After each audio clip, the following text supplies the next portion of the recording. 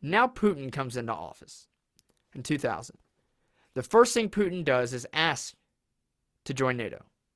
When he asked to join NATO, he asked to bypass the application process and jump in front of the line past the countries that don't matter.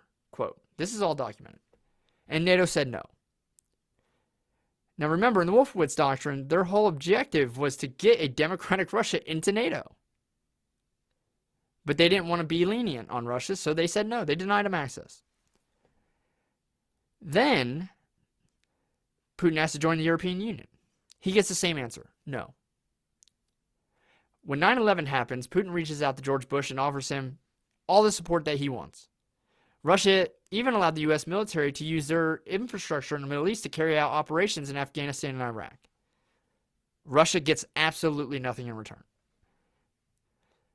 Actually, what they get is further expansion of NATO. NATO keeps continuing east. So Putin is looking at this and saying, they deny me access. They deny Russia access to NATO, but they keep expanding NATO. Well, that must mean that NATO is actually hostile towards Russia, and they're perceiving Russia as the threat and the reason for expansion.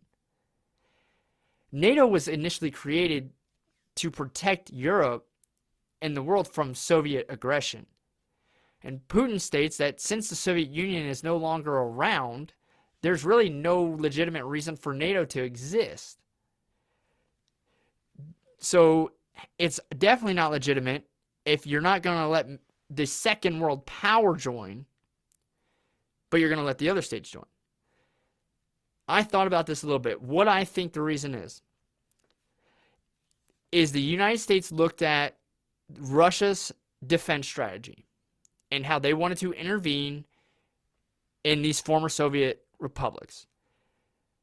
And if Russia joined NATO and kept their strategy and kept intervening in these regions, NATO would be forced to back them. And they weren't going to have that. That seems pretty reasonable to me. I don't know what kind of talks, derived around that concept. I'm sure they discussed it. But the more I thought about it, that to me is why they didn't want Russia in NATO. They also knew they weren't going to be able to control Russia as much as they were the other countries. And this shows in 2004 in Ukraine, there's a presidential election between Viktor Yushchenko and Viktor Yanukovych. Viktor Yushchenko is Western-backed. Not only is he Western-backed, but his wife worked in the Reagan administration at the White House. We know him pretty well. Viktor Yanukovych is the opposite. He's actually a Russian-leaning, candidate. The election takes place, and Ukraine's vote is split right down the middle. It's a very close election, and Eastern Ukraine votes in favor of the pro-Russian candidate, and Western Ukraine votes in favor of Yushchenko. Yanukovych wins. The pro-Russian candidate wins. Immediately, the West cries, fraud. And protests spark up in Ukraine because everyone's thinking that this election is fraudulent. Now, I want you to think about this.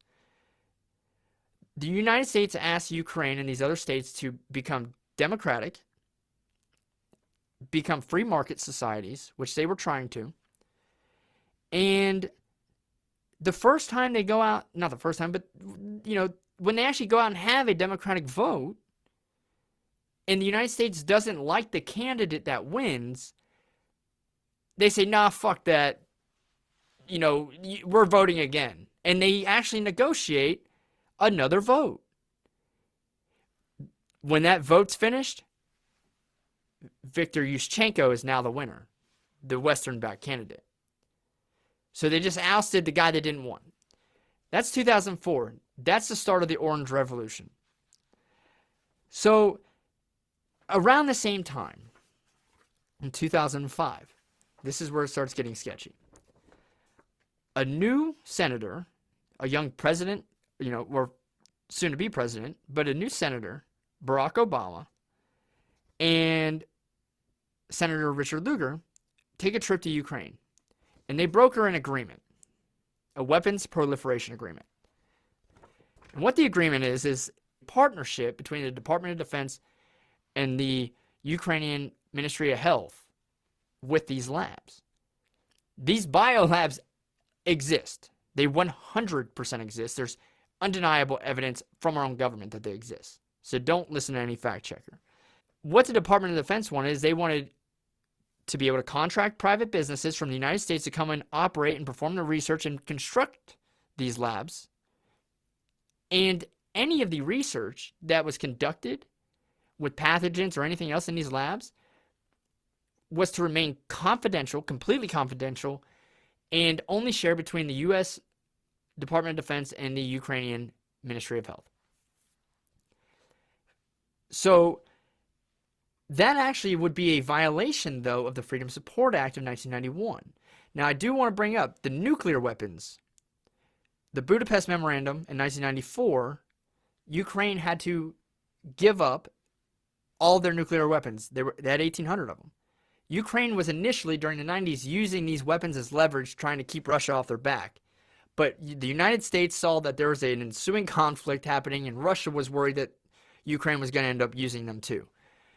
So Russia and the United States actually get together along with the UK, and they agree that, we'll recognize Ukraine's sovereignty and independence. The US even agreed to protect Ukraine, but Ukraine needed to give up their nuclear weapons. They did. They gave up all of them. But they still had the bio and chemical labs. That was still a violation of the Freedom Support Act. Now it's not. Immediately following this agreement with Barack Obama, which they funded $15 million for, Congress puts in legislation in the form of the Nunn-Lugar Act of 2005, which I believe the official one that was passed was the Nunn-Lugar Act of 2007. It's the same bill. What this did was it repealed the provisions in the Freedom Support Act of 1991 regarding the former Soviet states and receiving aid. It says that now they can actually, under supervision, do these weapons programs. They can do the biological research in these facilities. They're allowed to and still receive aid from the U.S. government, but they need to abide by U.S. regulations, and they need to contract American businesses to come over and do the research or help out with it. It needed to be a joint effort, and that repealed the restrictions in the first act. So the timing is impeccable. They just overthrow an election. They replace Ukraine's president with the guy that they wanted, and then they go over and immediately start brokering agreements to allow private businesses to partake in the economy in Ukraine. The president, Yushchenko, his presidency was an absolute dud.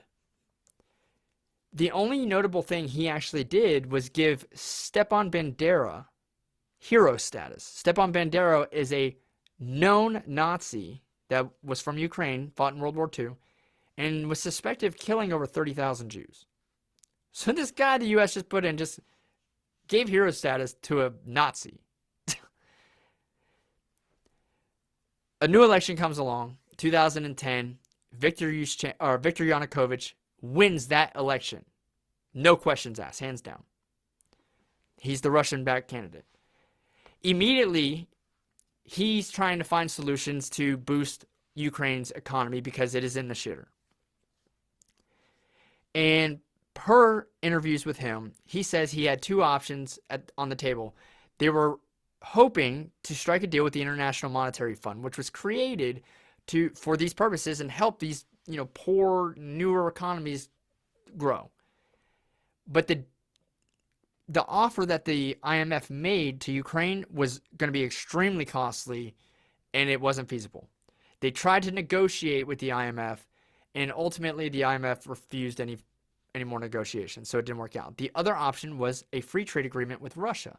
Russia had opened its hands, put its hand down and said, look, We want to, you have a very pro-Russian society. At least half of your country is Russian and Russian speaking. Let's have open borders. Let's have open trade.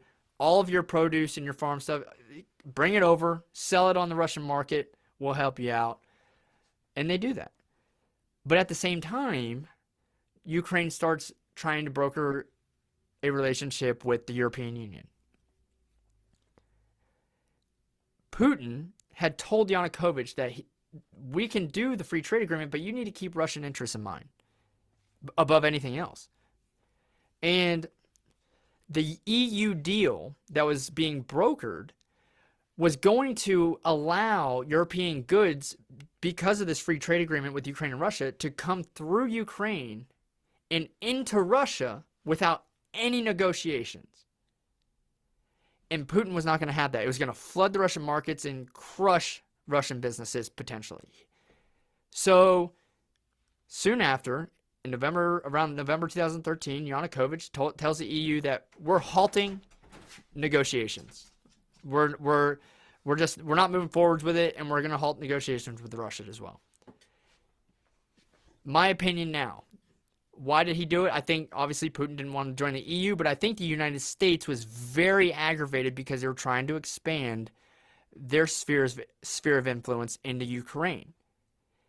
And having them partnered with the European Union gives the U.S.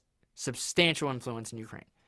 So when they halted that, now you see protests spark up from opposition groups being those that oppose Viktor Yanukovych. These opposition groups are actually funded, with evidence by the way, by the NED, which is the National Endowment for Democracy. Started in the Reagan administration.